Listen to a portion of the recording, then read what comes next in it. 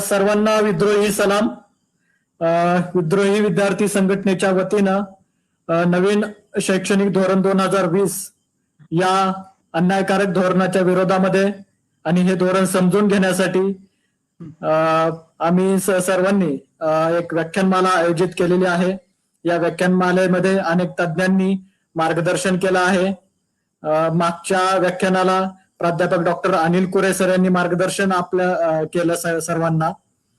या मागे आपल्याला डॉक्टर राजेंद्र कुंभार सर असतील, सुभाष दबडे सर असतील यांनी मार्गदर्शन केलं. हे नवीन आर्थिक धोरण प्रत्येक टप्प्यांवर प्रत्येकाचा पैलू समजून घेणं आवश्यक आहे.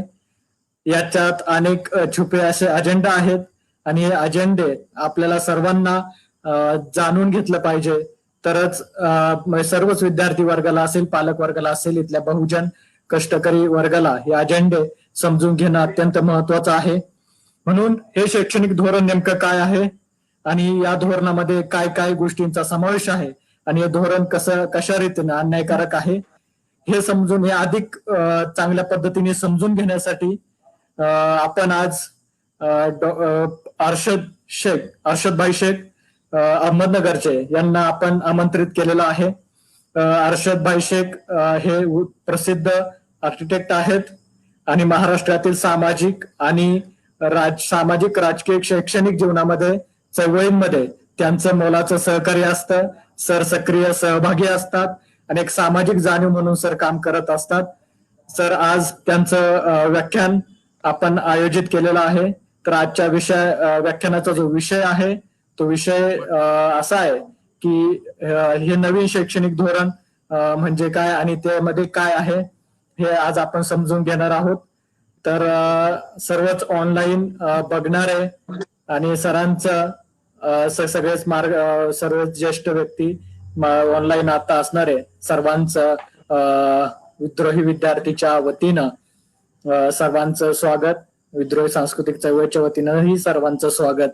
आपण याच व्याख्यानमालेला भरघोस असा प्रतिसाद दिलेला आहे आणि ही व्याख्यानमाला आपण सर्वजण ऐकतायत आणि याचा लाभ घेतायत, समजून घेतायत. तर सर्वांचं स्वागत, सर्वांचं सगळ्यांच्या वतीनं स्वागत करतो. सर तुमचं स्वागत. आणि मी सरांना विनंती करतो की आपण आपलं व्याख्यान या ठिकाणी सुरू करावं. धन्यवाद सर. सर्वप्रथम सर्व विद्रोही मित्रांना विद्रोही सलाम. मित्रांनो, मी आर्किटेक्ट शेख गेल्या 32 वर्षापासून मी आर्किटेक्चर फील्डमध्ये कार्यरत आहे आणि भारताव्यतिरिक्त माझा व्यवसाय परदेशात जर्मनी, कतर, म्यानमार इत्यादी अनेक देशांमध्ये आहे. या निमित्ताने मला देश विदेशात फिरण्याचा आणि तिथली माहिती घेण्याचा अनुभव आलेला आहे. या व्यतिरिक्त मी डॉक्टर बाबासाहेब आंबेडकर टेक्नॉलॉजिकल युनिव्हर्सिटीचा अकॅडमिक काउन्सिल मेंबर सुद्धा आहे आणि त्या पलीकडे जाऊन त्याच युनिव्हर्सिटीच्या ऑर्डिनन्स कमिटी म्हणजे घटना समितीचा सुद्धा मी एक सदस्य आहे. मी Ramesh Firodia college of architecture मध्ये प्रिन्सिपलचं प्राचार्यपद सुद्धा भूषवलेलं आहे आणि सातत्याने समाजशास्त्राचा मी एक विद्यार्थी आहे आणि चळवळीचा एक साधारण कार्यकर्ता आहे. आज आपला विषय आहे का नवीन शैक्षणिक धोरणावर चर्चा. मी जो अभ्यास केलेला आहे त्या संदर्भात मी आपले मत मांडण्याचा करेल आणि सर्वांना चालू ठेवू ना. हो चालू ठेवा. हॅलो. हो चालू ठेवा सर. तुम्हाला पटतील अशी माझी खात्री आहे. प्रथम नवीन शिक्षण धोरण जे आणलेलं आहे अत्यंत गाजावाजा करून आणलेलं आहे आणि कस्तुरीरंगन कमिटीने हा अहवाल मांडलेला आहे. हा भाजप सरकारचा हा पहिला शैक्षणिक धोरण आहे. शैक्षणिक धोरणावर चर्चा करत असताना देशाची पुढील वाटचाल कशी राहील आणि देश कोणत्या दिशेने जाईल, किंबहुना देशाचा आर्थिक, सामाजिक आणि सर्व दृष्टीने विकास हा फक्त तिथल्या शैक्षणिक धोरणावरच अवलंबून आहे. जर देशाचं शैक्षणिक धोरण चुकलं तर बाकीचे सर्व धोरणं चुकत असतात. त्यामुळं अनन्यसाधारण महत्व या शैक्षणिक धोरणाला होतं. त्या अनुषंगाने आपण सर्वजण त्याची आतुरतेने वाट पाहत होतो का कशा पद्धतीचे नवीन शैक्षणिक धोरण येईल. तर या कस्तुरी रंगन समितीने गेल्या वर्षी आपले ड्राफ्ट तयार केला आणि ड्राफ्ट तयार करून लोकांकडनं सूचना मागवल्या. गेल्या 3 महिन्यामध्ये हा ड्राफ्ट आल्यानंतर 3 महिन्यामध्ये ऐतिहासिक सूचना आणि त्या संदर्भात आक्षेप घेण्यात आले आणि ते आक्षेप जवळपास 2 लाख होते. म्हणजे किती मोठ्या प्रमाणावर या ड्राफ्टमध्ये कमतरता असेल, त्रुटी असतील, ज्यावर विद्यार्थी संघटनांनी, शिक्षक लोकांनी आणि संस्था चालकांनी म्हणजे जवळपास सगळ्याकडनं हे सूचना किंवा आक्षेप आले आणि त्यांची संख्या 2 लाख एवढी होती. परंतु मित्रांनो, या कोणत्याही आक्षेपाला, कोणत्याही सूचनेला कोणताही प्रतिसाद आणि गृहीत न धरता जो ड्राफ्ट कस्तुरी रंगन समितीने मांडला होता तोच ड्राफ्ट आपल्या समोर आज येत आहे. अर्थात पब्लिक कडनं आलेल्या कोणत्याही सूचनेचं कोणतीही दखल घ्यायची नाही, कोणताही त्याच्यावर विचार करायचा नाही आणि आम्ही जे दिलेलं आहे तेच योग्य आहे असं एक कल्ली कार्यक्रम जे सुरुवातीपासून चालू आहे त्यामध्ये काही बदल झालेला नाही. बदल का अपेक्षित आहे म्हणजे तुम्ही मग सूचना कशासाठी मागवतात? जर तुम्हाला त्या सूचनेची दखलच घ्यायची नसेल, सूचनेचा विचारच करायचा नसेल, तर शेवटी मग तुम्ही सूचना मागवल्या कशासाठी? एक टेक्निकल प्रोसेस होती, मागवल्या. यामध्ये अनेक चांगल्या सूचना आल्या असत्या आणि हे सूचना जर त्याची दखल घेतली असती तर निश्चितच हा ड्राफ्ट एक अचूक ड्राफ्ट झाला असता. परंतु तसं काही करण्यात आलं नाही. आपल्या समोर जो ड्राफ्ट मांडण्यात आला आणि त्याचा खूप उदो करण्यात आला. ज्या पद्धतीने या सरकारचं एक इव्हेंट मॅनेजमेंट आहे ना, का कोणती गोष्ट इव्हेंट म्हणून मांडायची, मग ते किती चुकीची असो, त्याला एवढा प्रोपोगंडा करून मांडायचं जसं त्याच्यासारखी चांगली गोष्ट जगात नाही. ज्याप्रमाणे नोटबंदी मांडली का हे कसा ऐतिहासिक त्याचा निर्णय झाला, ज्याप्रमाणे जीएसटी मांडली तर याच्यापूर्वी कधी मांडलीच नव्हती अशा प्रकारे, ज्याप्रमाणे लॉकडाऊनचा निर्णय का साहेब येतात 8-8:30 वाजता लोकांसमोर काहीतरी भव्य करायचं आणि काहीतरी मांडायचं आणि त्यानंतर त्याचे परिणाम आपण वर्षानुवर्ष भुगतत आहोत. त्याचं उदाहरण आपल्या समोर आहे. नोटबंदी, त्याचं उदाहरण आहे आपल्या समोर जीएसटी, त्याचं उदाहरण आहे आपल्या समोर लॉकडाऊन आणि त्याची अनेक उदाहरणं 6 वर्षात आपण पाहिली.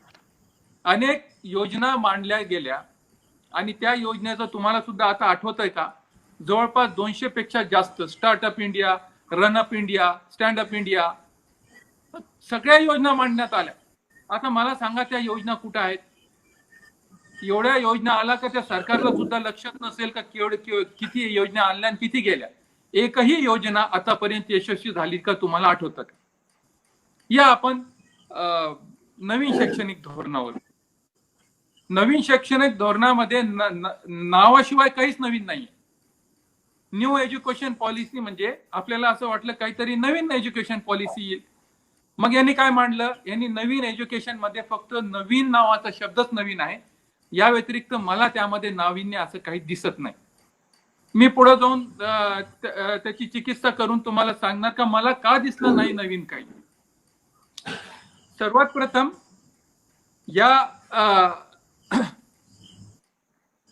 ही पॉलिसी आहे, लॉ नाहीये. म्हणून लॉ करणं आणि पॉलिसी करणं एक फार वेगवेगळे प्रकार असतात. पॉलिसीचा अर्थ असा आहे का हे आमचं स्वप्न आहे, हे आमचं ड्रीम आहे. त्याला वास्तविकता त्याला किती आहे हे वेगळा प्रश्न आहे. ड्रीम असतात त्याला वास्तविकतेशी जास्त संबंध असेल नसेल ही वेगळी गोष्ट आहे. पण जेव्हा तो लॉ होतो तेव्हा तो बांधील असतो. तर सर्वप्रथम हे समजायला पाहिजे का ही पॉलिसी मात्र आहे आणि यावर जास्त आक्षेप यामुळे आले. अनेक लोकांनी, मला तर वाटतं आपल्या पुरोगामी लोकांपैकी अनेक लोकांनी या पॉलिसीचं समर्थन केलं. योगेंद्र यादव असेल अशा प्रकारच्या लोकांनी समर्थन केलं. परंतु हे समर्थन करत असताना हे पाहायला पाहिजे का सरकार जे मांडते ते किती प्रॅक्टिकल आहे आणि प्रॅक्टिकल आहे की नाही आहे. फक्त चांगल्या ड्रीम्स मांडणं, स्वप्न मांडणं आणि त्याचा व्यवहाराशी यथार्थशी काही संबंध नसणं मग हे फक्त स्वप्न म्हणून बरे वाटतात, हे एखाद्या राष्ट्राची पॉलिसी म्हणून काही योग्य वाटत नाही, मला तरी कमीत कमी वाटत नाही. यामध्ये बदल काय झाला, यामध्ये काही टेक्निकल चेंजेस आहेत. एक तर ही पॉलिसी आहे, हे ड्रीम आहे, आणि ड्रीमला कुठं किती ते प्रॅक्टिकल होईल ह्या संदर्भातच अनेक प्रश्न उपस्थित झाले, आणि म्हणूनच त्या सूचना आणि ते आक्षेप जे 2 लाखापेक्षा जवळपास होते ते याच संदर्भात आले. तो कितपत योग्य आहे, कितपत व्यवहारी आहे, कितपत प्रॅक्टिकल आहे, याचा तुम्ही विचार केला का? का एक पॉलिसी होती, तुम्ही आणली आणि मांडली आमच्या समोर आणि म्हणतात त्याला इम्प्लिमेंट करा. ते इम्प्लिमेंटेशन भारतासारख्या कंट्रीमध्ये पॉसिबल आहे का? हा विषय एक. आणि दुसरा विषय, हे टेक्निकल चेंजेस आहेत. मोरोवर हे सगळे टेक्निकल चेंजेस आहेत. आम्हाला टेक्निकल चेंजेस नको होते, आम्हाला स्ट्रक्चरल चेंजेस हवे होते. आम्हाला त्या पॉलिसीमध्ये मूलभूत बदल हवा होता, जेणेकरून हे शिक्षण अजून प्रभावी होईल. तसं काही झालेलं दिसत नाही. मी हे म्हणलो, पॉलिसीमध्ये तुम्ही मांडताय का 6% GDPचा खर्च करायला पाहिजे. तर हे नवीन काय आहे त्यामध्ये? 1968 पासून जेव्हा कोठारी कमिशन आलं तेव्हापासून सातत्याने 1986 साली जे चेंजेस झाले त्यामध्ये, ते 1996 साली, हे जे काही बदल आतापर्यंत सूचना आलेल्या आहेत, तर प्रत्येक कमिशनने हीच भूमिका मांडलेली आहे का भारताच्या GDPच्या कमीत कमी 6% तरी शिक्षणावर खर्च झाला पाहिजे. आणि डेव्हलपिंग कंट्रीचा सगळ्यात महत्वाचा जो एलिमेंट आहे तो एज्युकेशन आहे. आणि एज्युकेशनवरच तुमचं जर हे नसेल, तुमचा कॉन्सन्ट्रेशन नसेल, तुमचा फोकस नसेल, तर तुमचं कंट्री डेव्हलप तरी कसा होईल? डेव्हलपिंग कंट्री म्हणजे काय, डेव्हलप्ड कंट्री म्हणजे काय? तर डेव्हलप्ड कंट्री म्हणजे तिथं शिक्षण वगैरे हे चांगल्या प्रकारे असेल, तिथं रिसर्च असेल, त्यामुळे ते कंट्री डेव्हलप होतात. आपण शिक्षणात मागं आहोत म्हणून तर आपण ही नवीन शिक्षण पॉलिसी आणली. मग त्यासाठी 6%चा जो GDP आहे खर्च करायला पाहिजे. तर हे सुरुवातीपासून, पूर्वीपासून, आजपासून 40-50 वर्षापासून हेच चालू आहे ना, का 6% त्याच्यात झालं. मग नवीन काय? नवीन हे आहे की खर्च होत नाहीये. आज ही सरकार 1.7% ऑफ GDP खर्च करते, म्हणजे त्याचं प्रोव्हिजन आहे. आता 1.7% मधून सुद्धा वास्तविक ग्राउंडवर हे किती पैसे मुरतात हे तर तुम्हाला ना आम्हाला सगळ्यांना माहिती. काय परिस्थिती एज्युकेशनची आहे तुम्हाला आम्हाला सगळ्यांना माहिती. एक 4 क्लाससाठी एक शिक्षक आपल्याकडं गावात असतो. गावाच्या शाळा उघडतात नाही उघडतात. जी परिस्थिती वास्तविक आहे त्यामध्ये काय बदल होऊ शकतो, कसा बदल होऊ शकतो, त्याचा कधी आपण विचार केला का? 4 वर्गाला एक शिक्षक शिकवत असेल तर ते विद्यार्थी पुढे चालून करणार तरी काय? ही परिस्थिती आपल्या देशाची आहे. आपल्या देशामध्ये मोठ्या प्रमाणावर लोक अजूनही अशिक्षित आहे. त्यांना आपण एज्युकेशनकडे कसं आणू शकतो, एज्युकेशनला आपण इंटरेस्टिंग कसं करू शकतो, एज्युकेशनला अट्रॅक्टिव्ह कसं करू शकतो, ह्यावर आपण विचार केला का? जर एज्युकेशन अट्रॅक्टिव्ह नसेल, इंटरेस्टिंग नसेल, तर त्यामध्ये अनेक वर्ष विद्यार्थी कसा टिकून राहील? म्हणून आपल्याकडे ड्रॉप ऑफ रेट जास्त आहे. आपल्याकडे 100 विद्यार्थी जर ऍडमिशन घेत असतील तर किती विद्यार्थी 10वी पर्यंत पोहोचतात, किती ग्रॅज्युएशन पर्यंत पोहोचतात, किती पोस्ट ग्रॅज्युएशन पर्यंत पोहोचतात, हे आपल्या सगळ्यांना माहिती आहे. किती ड्रॉप आउट रेट आहे.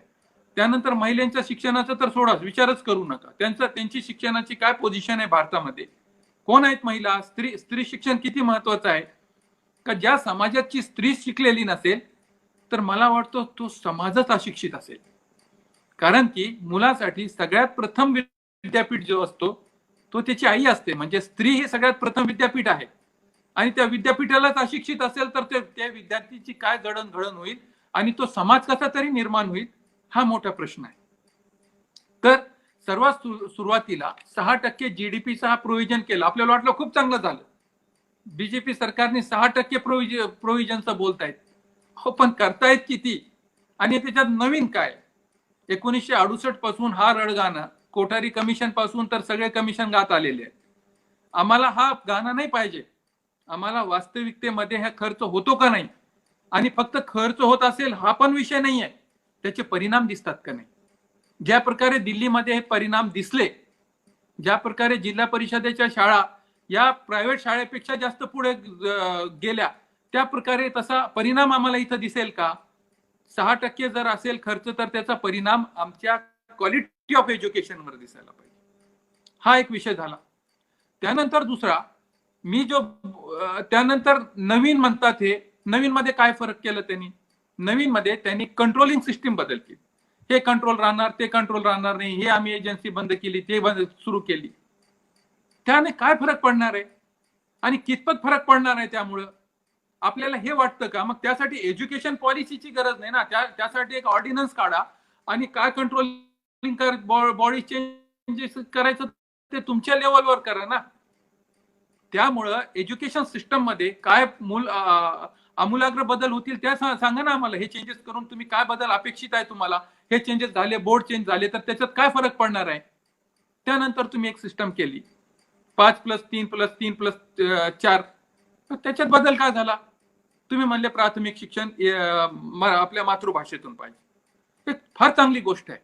आम्हाला सगळ्यांना हे मान्य आहे की विद्यार्थ्यांना, लहान विद्यार्थ्यांना जेव्हा तो छोटा असतो तेव्हा त्याला मातृभाषेतच शिक्षण गरजेचं आहे किंवा अनिवार्य आहे. ठीक आहे, हे आम्हाला मान्य आहे. पण तुम्ही नवीन काय सांगितलं? हीच गोष्ट आम्हाला 1968 पासून सांगत आलेले आहेत आणि जगाचे सर्व शिक्षण तज्ञ या विषयावर एकमत आहेत की प्राथमिक शिक्षण हे मातृभाषेतच झालं पाहिजे. मग मातृभाषेत होण्यासाठी, त्याच्यासाठी का होत नाहीये ह्याचा विचार करून विद्यार्थ्यांना कसं मातृभाषेकडे आणता येईल त्याचा प्रयत्न करायला हवा होता. फक्त एक तुम्ही नियम बनवून लोक त्याच्यापासून दूर ते घेणार नाहीये.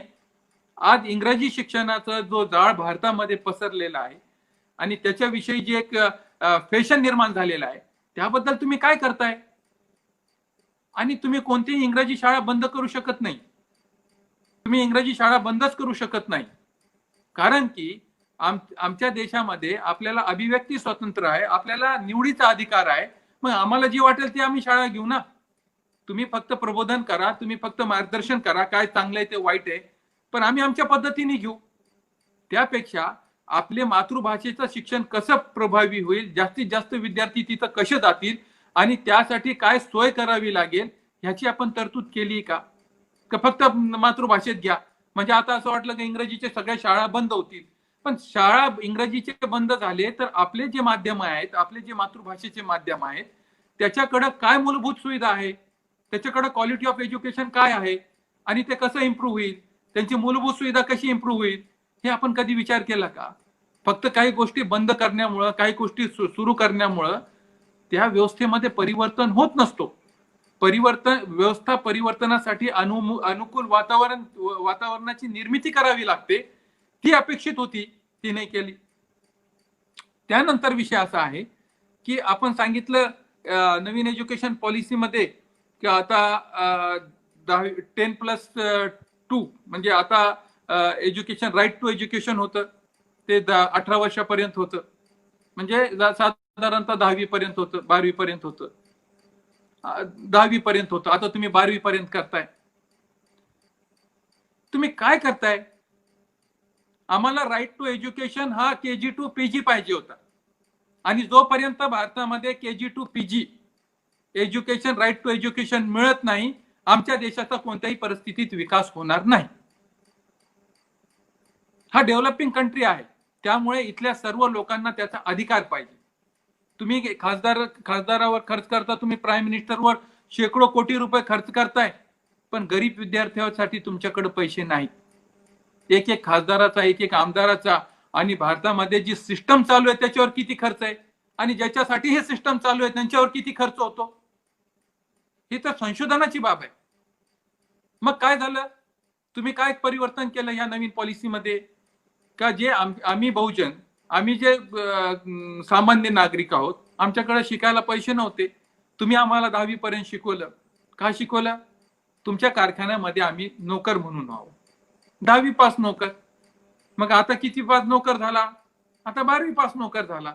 तुम्हाला तुमच्या नोकराची जी शैक्षणिक पात्रता होती ती वाढवायची. वास्तविक पाहता तुम्हाला आम्हाला शिक्षण देऊन समृद्ध करायचं नव्हतं.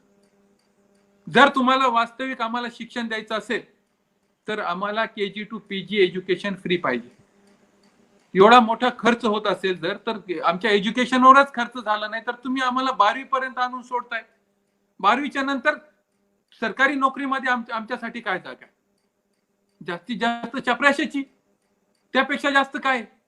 म्हणजे आम्ही कोणी ऑफिसर होऊ नये, आम्ही कोणत्याही ग्रॅज्युएशन लेवल पोहोचू नये, आम्ही मोठ्या पदावर जाऊ नये, अशी तुमची अपेक्षा आहे का?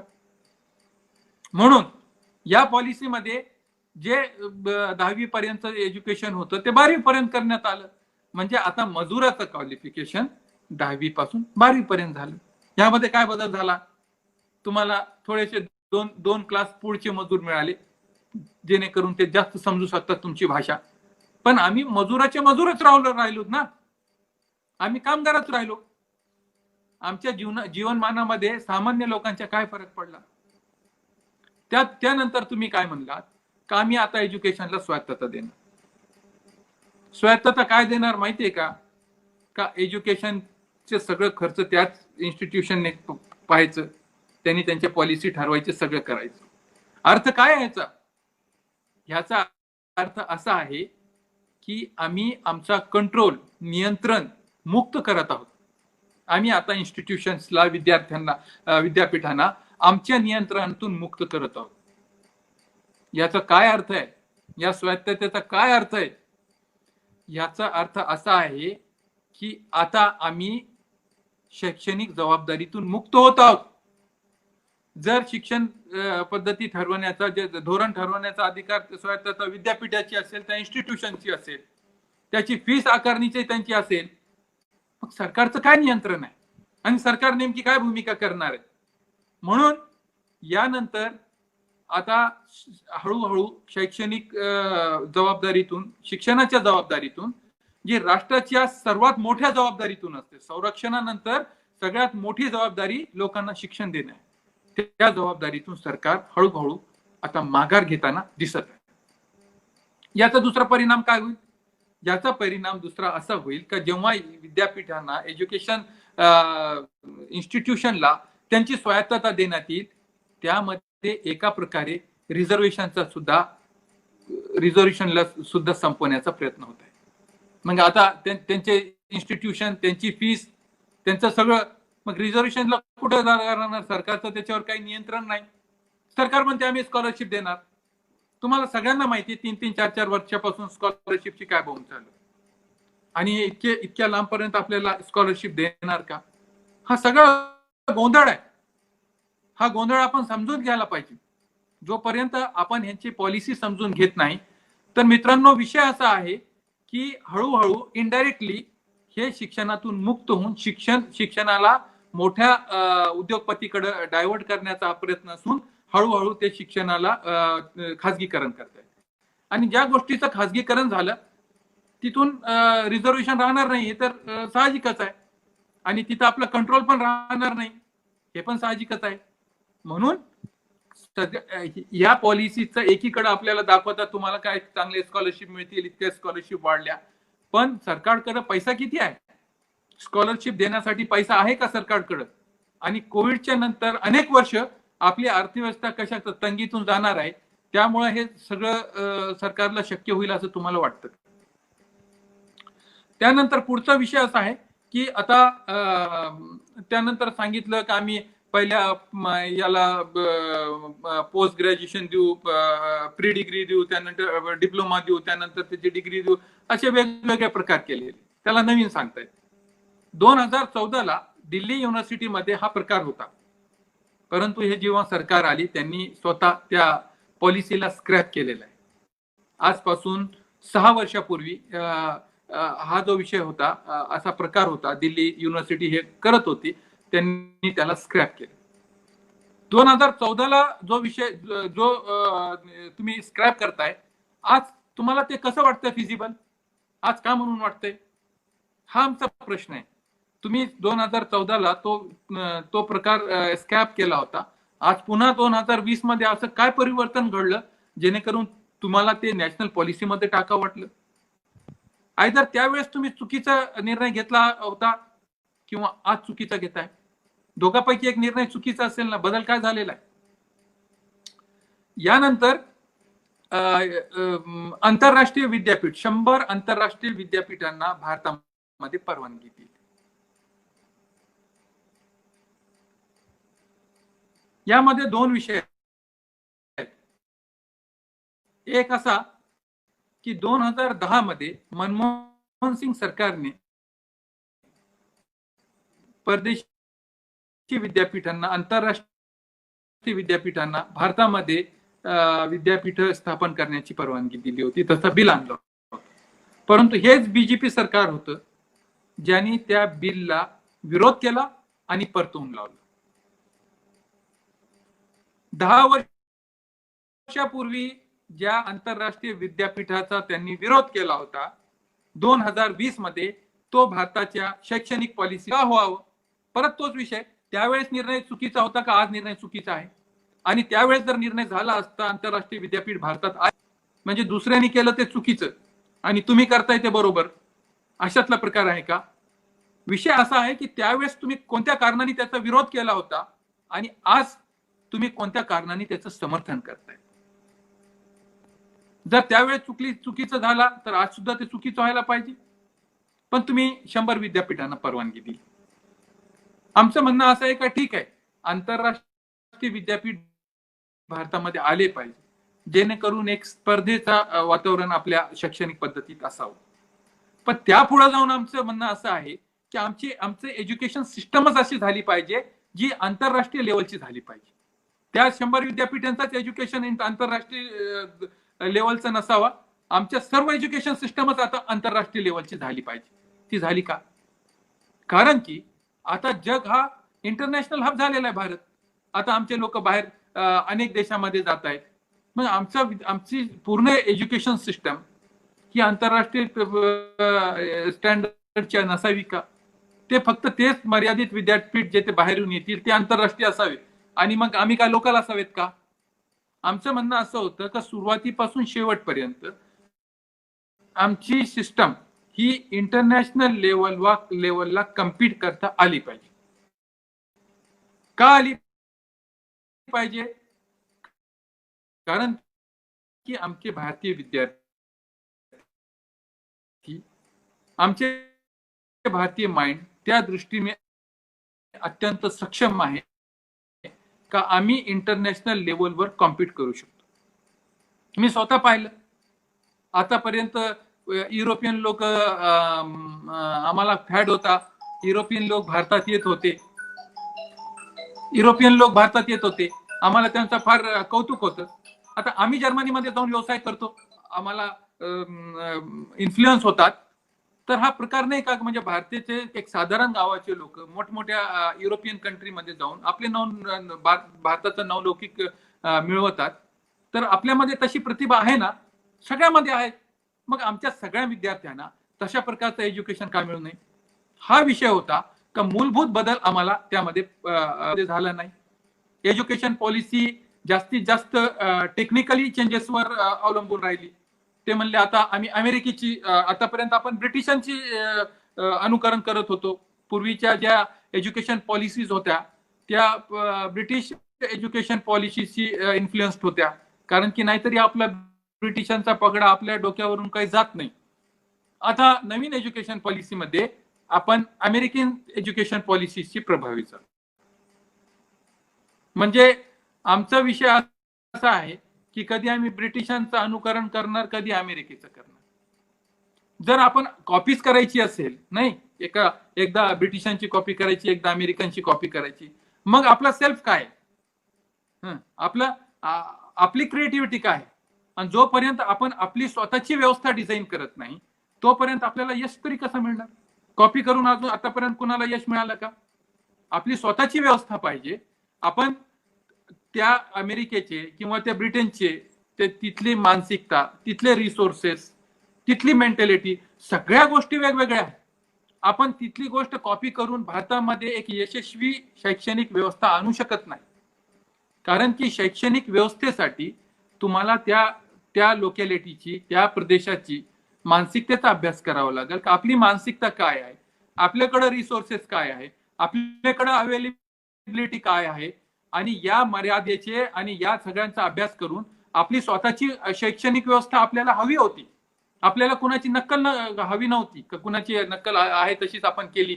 कधी आपण युरोपियन लोकांची नक्कल करतो, कधी अमेरिकेची नक्कल करतो.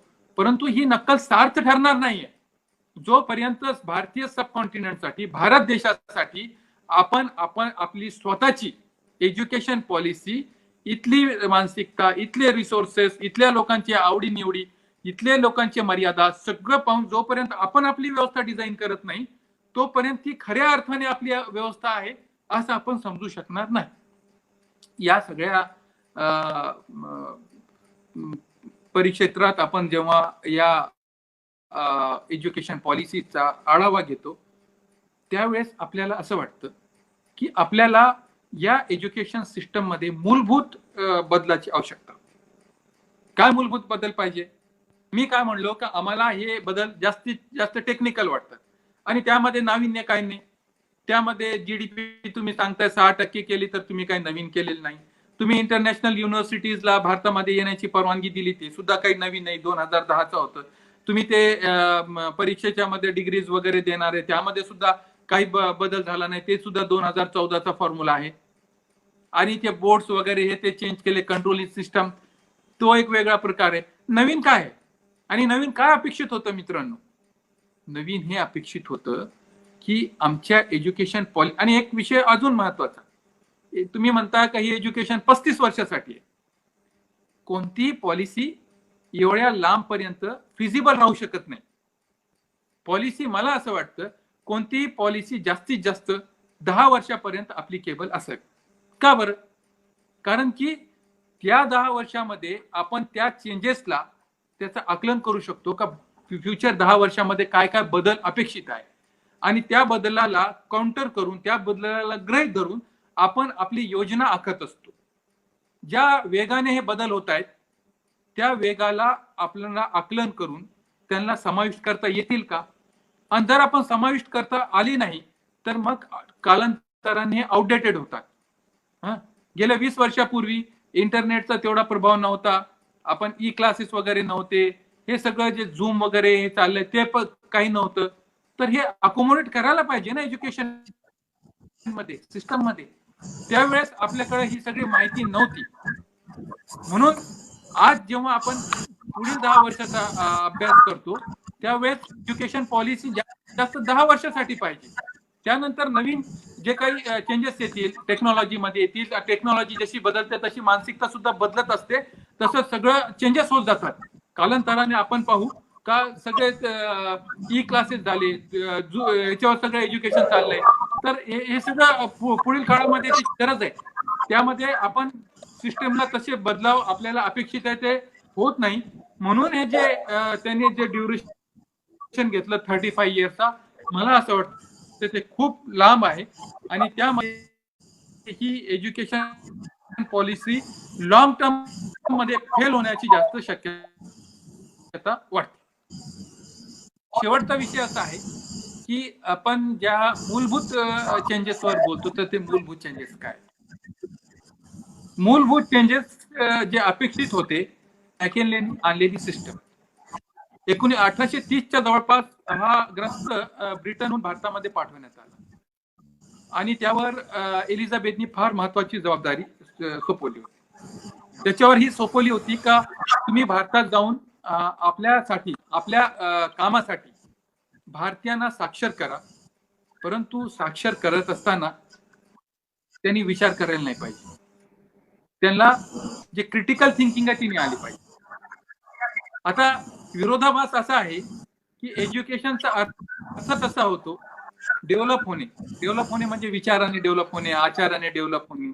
त्यांनी विचार करायला शिकणे, त्यानंतर परिस्थितीवर त्यांनी विचार करणे आणि त्या परिस्थितीला बदलून अजून विकास करण्याचा प्रयत्न करा. पण त्याला काय सांगण्यात आलं की ह्यांनी विचार नाही करायला पाहिजे. म्हणजे एज्युकेशनचा जो गाभा आहे, आत्मा आहे, तोच काढून घेतला. मग तो आला, त्यांनी भारतीयासाठी एक अशी सिस्टम, एज्युकेशन सिस्टम डिझाईन केली जी आजपर्यंत भारतामध्ये लागू आहे. काय होती सिस्टम? भारतीयासाठी एक असा एज्युकेशन सिस्टम, शिक्षण व्यवस्था आणायची, जेणेकरून ते फक्त साक्षर झाले पाहिजे, सुशिक्षित नाही. मला हा शब्द आज सुद्धा अप्लिकेबल वाटत नाही आपल्या एज्युकेशन सिस्टम. सुशिक्षित नाही, मग हे साक्षर झाले पाहिजे, हे क्लर्क झाले पाहिजे आणि त्यांचे हेल्थ हँडल झाले पाहिजे. त्यांना गव्हर्नन्ससाठी जे काही लोकांची गरज होती नाही का लिहिण्या वाचण्याची, त्यापर्यंत आपले लोक मर्यादित राहिले पाहिजे. त्यांना अक्कल नाही आली पाहिजे, विचार करता आला नाही पाहिजे. विचार नाही केले तर अक्कल येणार नाही. तर आपल्या लोकांना कोणत्याही परिस्थितीत अक्कल आली नाही पाहिजे, की एकदा हे त्यांना अक्कल आली तर ते गुलाम म्हणून नाही राहणार, मग ते विद्रोह करतील. तर ही सिस्टम, इतका हुशार माणूस होता तो, तर जेव्हा त्यांनी ही सिस्टम लागू केली भारतामध्ये, तर त्यांनी हे सांगितलं मित्रांनो, की मी एलिझाबेथ, तुम्ही दिलेलं सगळं काम मी अत्यंत प्रामाणिकपणे केलं आणि यानंतर भारतामध्ये कोणताही विद्रोह होणार नाही या शिक्षण घेणाऱ्या, कारण ते विचारच करणार नाही. तरी मित्रांनो, भारतामध्ये तो विद्रोह झाला, स्वातंत्र्य संग्राम झाला, तुम्हाला चांगलं माहित असेल, ते बाहेरून शिकून आले लोकांनी केले, विलायत मधून जाऊन आले बॅरिस्टर, महात्मा गांधी आले, आंबेडकर आले, अनेक लोक बाहेर गेले, तिथून ते शिक्षण पद्धती, विचार करण्याची पद्धत घेऊन भारतामध्ये आले. आता विषय असा झाला की जेव्हा भारत स्वतंत्र, तेव्हा आपल्या हातामध्ये मला सुद्धा असा विचार केला असावा की बाबा रे, ही सिस्टम चांगली आहे, लोकांना विचार करता आला नाही पाहिजे, लोकांना साक्षरच होऊ द्या, त्यांना सुशिक्षित देऊ नका आणि सुसंस्कृत होऊ देऊ नका. कारण की कोणत्याही सत्य दिशाला असेच मूर्ख लोक लागतात. त्यांना जनता नाही पाहिजे, त्यांना जनता विचार करत असते. त्यांना काय पाहिजे? त्यांना प्रजा पाहिजे, त्यांना गुलाम पाहिजे असं कोणत्याही सत्य दिशाला. म्हणून असं वाटतं की गेल्या 70 वर्षामध्ये सुद्धा आपण लॉर्ड मॅकेलेच्या प्रभावातून बाहेर पडलेलो नाही. मूलभूत बदल काय आवश्यकता होती? मूलभूत बदलचा अर्थ असा होईल की आपण ज्या दिवशी लॉर्ड मॅकेलेच्या या विचारधारेतून, वैचारिक गुलामगिरीतून बाहेर पडू, त्या दिवशी खऱ्या अर्थाने भारतामध्ये शिक्षण व्यवस्था लागू. हे बदल अपेक्षित होते. आज आपण बाहेर निघालो का? तुम्ही म्हणणार मग ती व्यवस्था काय, वैचारिक गुलामगिरी काय? शिक्षणाचा अर्थ काय होतो? ओरिएंटेशन काय? शिक्षणाचा ओरिएंटेशन नोकरी, ज्ञान घेणे नाहीये, परिपक्व होणे नाहीये, ज्ञानी होणे नाहीये, नोकरी करायची, पैसे कमवायचे. मग कोणत्या मार्गाने करा, कॉपी करा, कसे पर्सेंटेज आणा आणि आपण तिथं जाऊन पोहोचलो. हा नोकरीचा ओरिएंटेशन हा बाजूला करून आपल्याला ज्ञान अर्जित करण्याचं ओरिएंटेशन ह्या पॉलिसीमध्ये झालं, हा प्रश्न आहे. आणि आम्हाला वाटतं तसं झालेलं नाहीये. पॉलिसीचा उद्देश काय होता? बरं, तुम्ही हे सगळं कार्यक्रम केलं, उद्देश काय पॉलिसीचे? काय अभिप्रेत आहे? म्हणजे कशा प्रकारचे लोक, कशी विद्यार्थी जडणघडण कशी होईल, काय अपेक्षित आहे? तुम्ही उद्देश मांडले का? का बाबा आम्ही चला हे परिवर्तन, हे बदल केले, परिवर्तन नाही, हे बदल केले आम्ही, हे बदल झाले असताना आम्हाला असं अपेक्षित आहे का आमचं असं होईल. म्हणजे आम्ही जेव्हा कोणती गोष्ट करतो तेव्हा उद्दिष्ट ठरवतो. या पॉलिसी काय, कसा भारतीय समाज घडवायचा आम्हाला, आम्ही कशा प्रकारचे वैज्ञानिक घडू, आम्ही इथे कशा प्रकारचे इंजिनियर्स घडू, आम्ही कशा प्रकारचे टीचर्स घडू, या संदर्भात आमच्याकडे काय भूमिका आहे? तर आमच्याकडे त्या उद्दिष्टावर नाही, आम्ही टेक्निकल चेंजेसवर बोलतो, आम्ही प्रोसेसवर भाष्य करतो, आम्ही ऑब्जेक्टिव्हवर भाष्य करत नाही.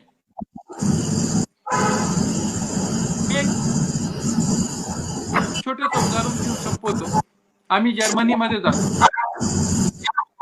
आता म्हणतात प्राथमिक शिक्षण म्हणजे काय पाहिजे? प्राथमिक शिक्षण मध्ये काय चाललंय आपल्या देशामध्ये?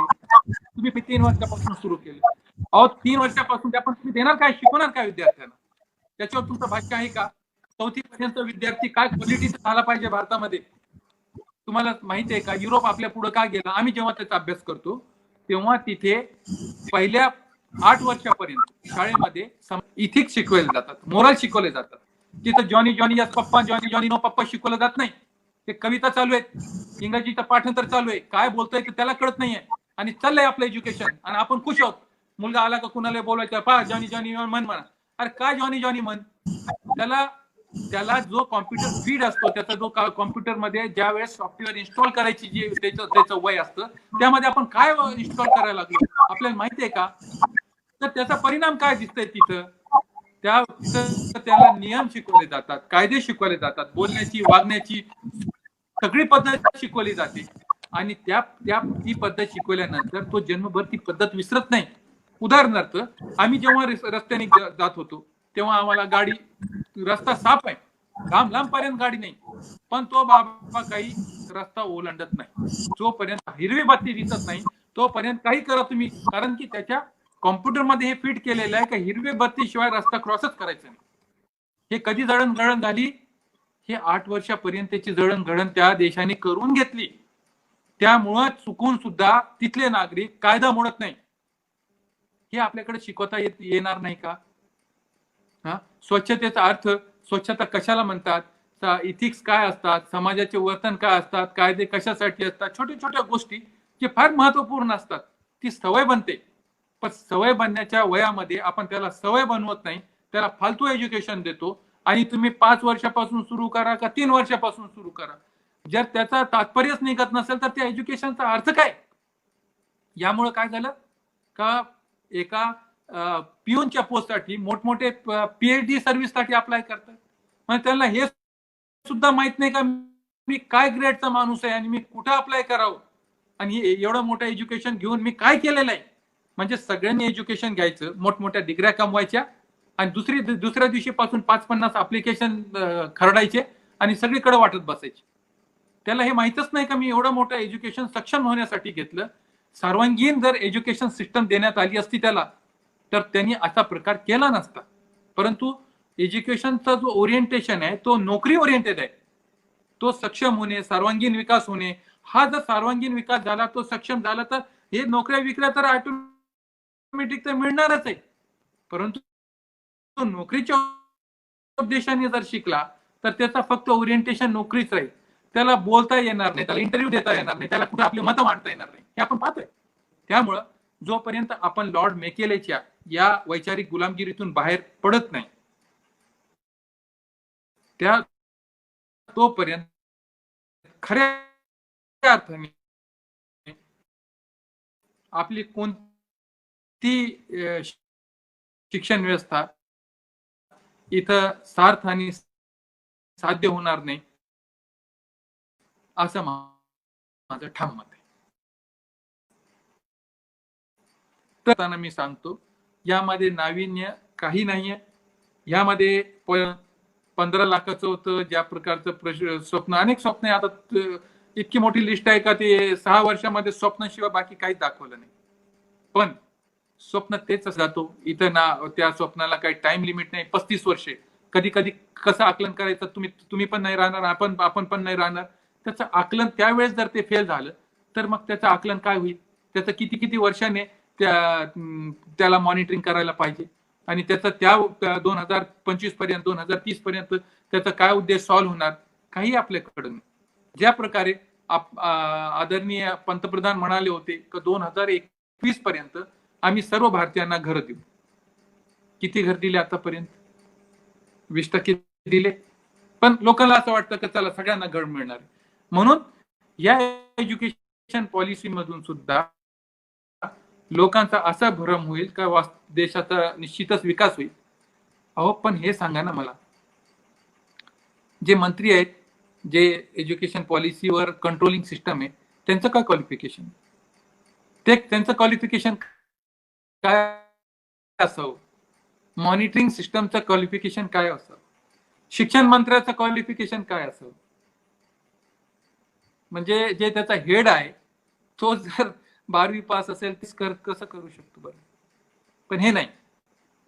परत एकदा जाताना सांगतो, जर्मनीमध्ये जे कायदे होतात ना, मी ज्या कंट्रीचं पाहिलं तिथं कायदे हे करत नाहीत.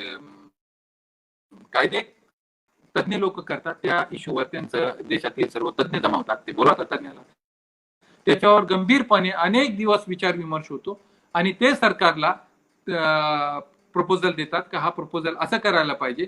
सरकारची भूमिका असते का त्याची प्राथमिकता आणि त्यासाठी बजेट ठरवावं, आणि त्याच अनुषंगाने ते बजेट ठरवतात, किंबहुना तेथील जे मंत्री असतात त्या त्या क्षेत्रातील ते तज्ञच असतात. जोपर्यंत तज्ञ तिथं बसणार नाही तोपर्यंत त्याची मॉनिटरिंग तरी कशी होईल. तर ही गोष्ट सुद्धा एज्युकेशन पॉलिसीमध्ये महत्वाची आहे का त्या स्टेटचा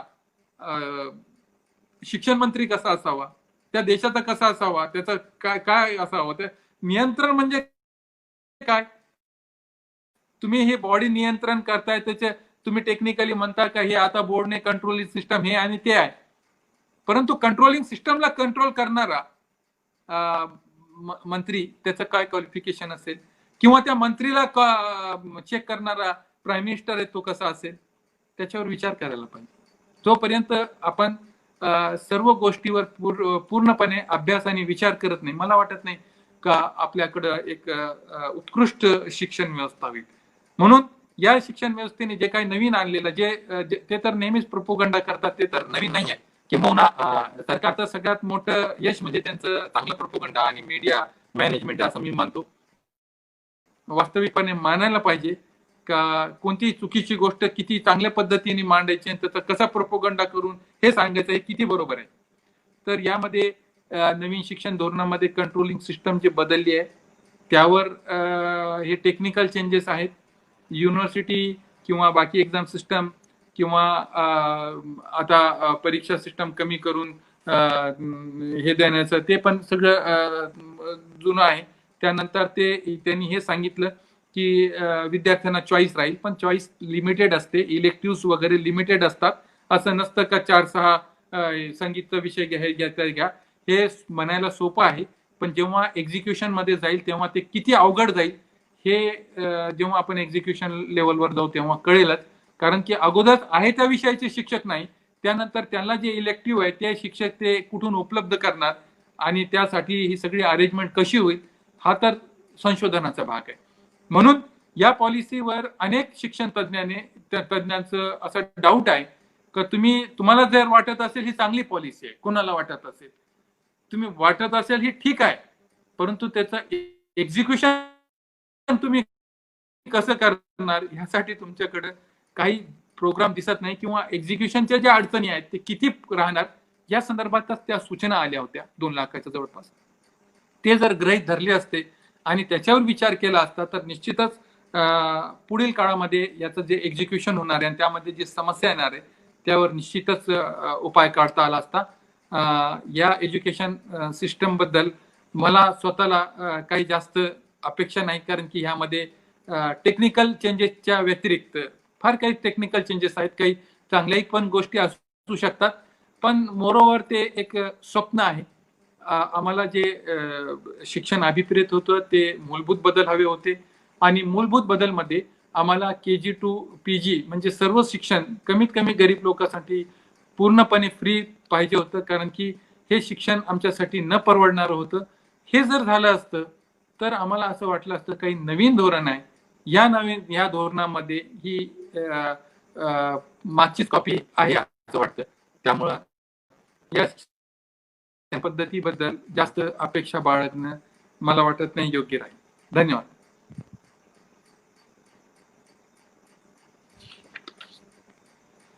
मित्रांनो, काही प्रश्न असतील तर तुम्ही विचारू शकता. आवाज ऐकू येतो ना माझा? हॅलो हॅलो मुनव्वर,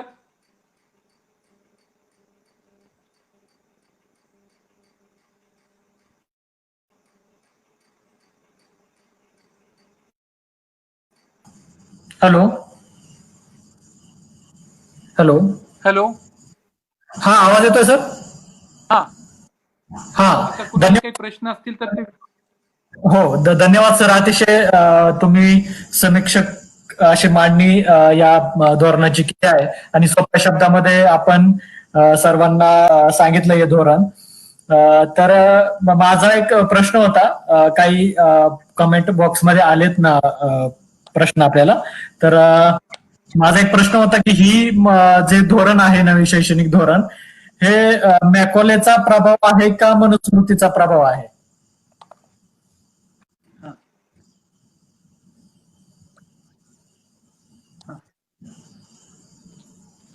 सॉरी, ऐकलं नाही मी. हॅलो. हॅलो. हा सर, आवाज येतोय?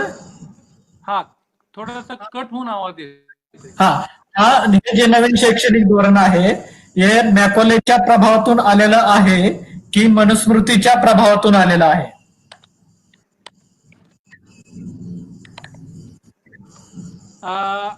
ही एज्युकेशन सिस्टीम मनुस्मृतीला जास्त सूट करणारी आहे, त्यामुळे ते दोन्ही आपण एकच समजायचे.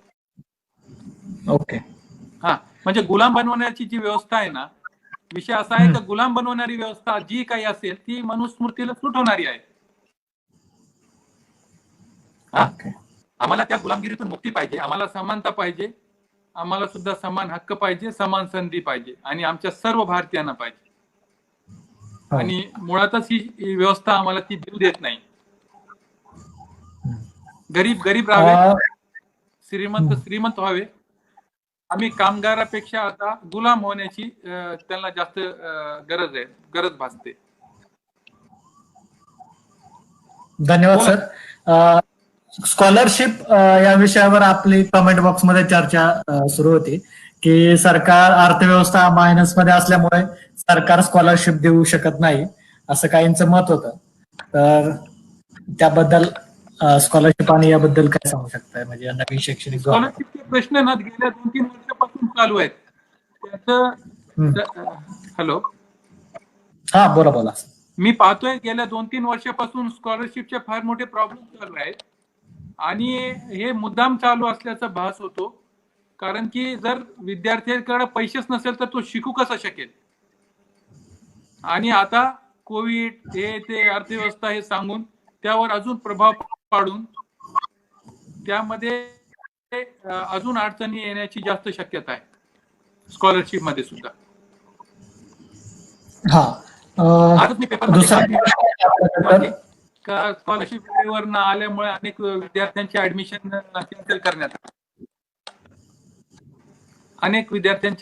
कॅन्सल करण्यात आले, अशी काही बातमी आज मी वाचत होतो.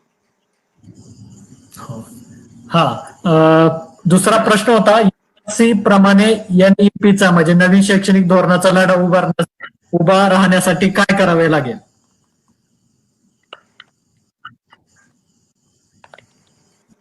याच्या विरोधात हा लढा उभा राहण्यासाठी काय करायला लागेल याच्या विरोधात? हॅलो. हॅलो. या नवीन शैक्षणिक धोरणाविरोधात उभा करण्यामध्ये सगळ्यात प्रथम आपल्याला मोठ्या प्रमाणावर या पॉलिसीचे ड्रॉबॅक लोकांसमोर ऐका ना, याचं प्रबोधन करावं लागेल, प्रचार करावा लागेल का कशा पद्धतीने चुकीचे आहे. ज्या पद्धतीने हे सरकार नेहमीच त्यांचा प्रोपोगंडा करून अत्यंत चुकीच्या गोष्टीला फार यश म्हणून प्रोपोगेट करते ना, त्या लेवलला आपल्याला त्याचा प्रचार करावा लागेल का ह्या शिक्षण पद्धतीमध्ये दोष कुठे आहेत आणि तार्किक पद्धतीने आपण हे दोष सगळ्या लोकांना मांडायला पाहिजे. हे मांडायला पाहिजे सर्वसामान्यांना का आपल्याला आता हे गुलामगिरीकडे नेणारी ही प्रथा सुरू झालेली आहे. त्यावर डिबेट व्हायला पाहिजे, त्यावर अनेक चर्चासत्र व्हायला पाहिजे. गावाखेड्यात जाऊन आपण लोकांमध्ये हे प्रबोधन आणि प्रचार करायला पाहिजे आणि त्या विरुद्ध संघटित संघर्ष सुरू केला पाहिजे.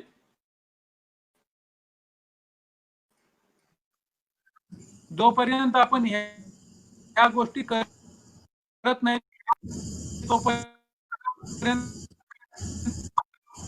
आपण याला प्रखर विरोध करत नाही आणि विरोध करण्यासाठी आपल्याकडे मजबूत तर्क पाहिजे.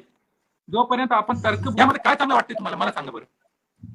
तुम्ही सांगा, तुम्ही जे हे अभ्यास केलेली शिक्षण व्यवस्था आपण लोकांना विचारायला पाहिजे. काय तर विषय असा आहे की लोकांपर्यंत या गोष्टी पोहोचलेल्या नाही.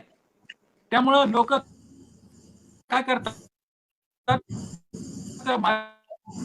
माध्यमाचा प्रोपोगंडाला बळी पडतात आणि प्रत्येक गोष्टीला त्यांना असं वाटतं काहीतरी चांगली घटना घडणार आहे.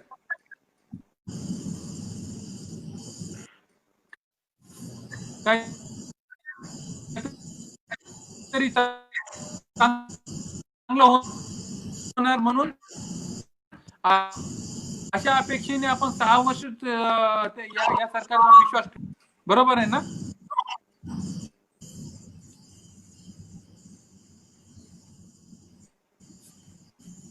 हॅलो. हा सर बोला. हा एवढा एक आपल्याकडे हे सर्व तर मी असं म्हणत होतो, संघटित पर्यंत पण याचा प्रचार लोकांपर्यंत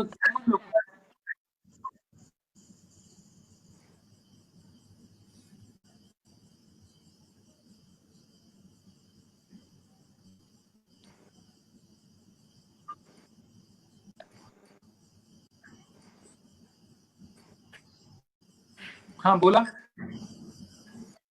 हा हा ओके सर, प्रश्न आहेत कमेंट बॉक्स मधले, एवढेच प्रश्न आपल्याकडे होते. तर पुन्हा आम्ही तुम्हाला म्हणजे काही प्रश्न नाही येत आता, मी कमेंट बॉक्स चेक केला तर तुम्ही अतिशय चांगलं मार्गदर्शन आम्हाला या ठिकाणी केलं आणि सविस्तर असं समजावून सांगितलं. थोडा रेंजचा प्रॉब्लेम असल्यामुळे तुमच्यापर्यंत आवाज तुटत. हो हॅलो.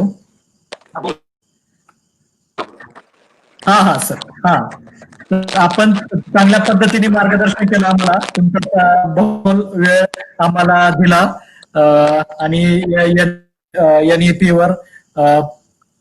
एनईपी वर चांगलं मार्गदर्शन झालं, त्याबद्दल सर तुमचं व्यक्त करतो. आणि पुन्हा एकदा याच आमच्या या लढ्यामध्ये आम्हाला तुमची आवश्यकता कायमच असेल, तर तुमचं मार्गदर्शन ची गरज आम्हाला कायमच लागेल. तुम्ही आम्हाला वेळात वेळ काढून मार्गदर्शन केलं, त्याबद्दल विद्यार्थी संघटना आणि विद्रोही सांस्कृतिक चळवळ यांच्याकडून तुमचं आभार आणि धन्यवाद.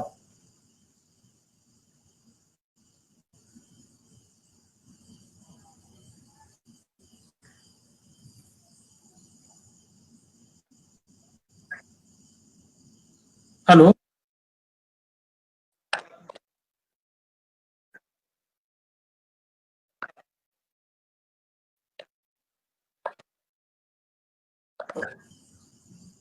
मी तुमच्या बरोबर आहे.